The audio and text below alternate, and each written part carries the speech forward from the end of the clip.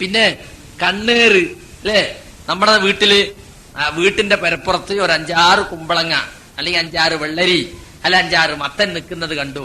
അങ്ങനെ ഒരു അമൂട്ടിയാക്കയിൽ എങ്ങനെയാണ് പോകുമ്പോ, എന്താ സൈനവ എന്റെ കുമ്പളങ്ങ ഉഷാറായിട്ടുണ്ടല്ലോ എന്നാണ്.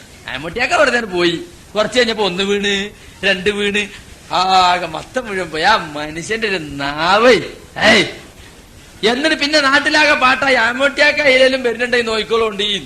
അതാണ് എന്തെങ്കിലുമൊക്കെ ഉണ്ടായാൽ നമ്മളെ ആളുകൾ അപ്പൊ എന്തെങ്കിലുമൊക്കെ ഇട്ട് മറച്ചു വെക്കും. എന്തെങ്കിലും ഒരു മത്തൻ ഉണ്ടായാൽ അതിന്റെ മുകളിൽ പട്ടയും പാളയൊക്കെ കൊണ്ടുവന്ന് വെക്കും. എന്തിനാ? കണ്ടാ വല്ലോനും പറഞ്ഞളയും. അപ്പൊ നാവേറ് തട്ടും. നാവ് കൊണ്ടുള്ള ഏറ്, കല്ലുകൊണ്ടുള്ള ഏറും വാളുകൊണ്ടുള്ള ഏറും ഒക്കെ കേട്ടിട്ടുണ്ട്. നാവ് കൊണ്ടുള്ള ഏറുണ്ട്, നാവേറ്. പിന്നെ കണ്ണുകൊണ്ടുള്ള ഏറുണ്ട്, അതാണ് കണ്ണേറ്.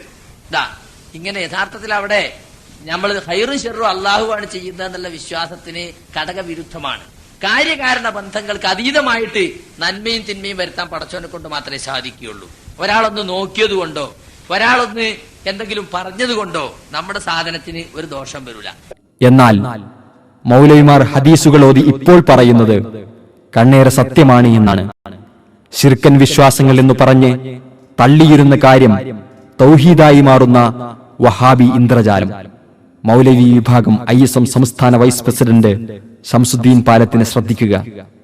താങ്കളെ അലട്ടുന്ന ദ്രോഹിക്കുന്ന എല്ലാ പ്രശ്നങ്ങളിൽ നിന്നും മിൻ ശർരി കുല്ലി നഫ്സിൻ, അതേപോലെ എല്ലാ ഷർറിൽ നിന്നും, ഔ ഐനി ഹാസിദിൻ, അസൂയക്കാരന്റെ കണ്ണേറിൽ നിന്നും. കണ്ണേറ് ഇന്നൽ ഐന ഹഖുൻ, കണ്ണേറ് സത്യമാണ്. പക്ഷെ കണ്ണേറിൽ നിന്ന് രക്ഷപ്പെടാൻ വേണ്ടിയിട്ട് ഒരു പേക്കോലുണ്ടാക്കി വെക്കല്ല വേണ്ടത്. അത് ഹറാമായ ചികിത്സ. പടച്ചോൻ പഠിപ്പിച്ച ചികിത്സ എന്നാണ് പഠിപ്പിച്ചത്. അത് ചില്ല വേണ്ടത്. ഇങ്ങനെയാണ്.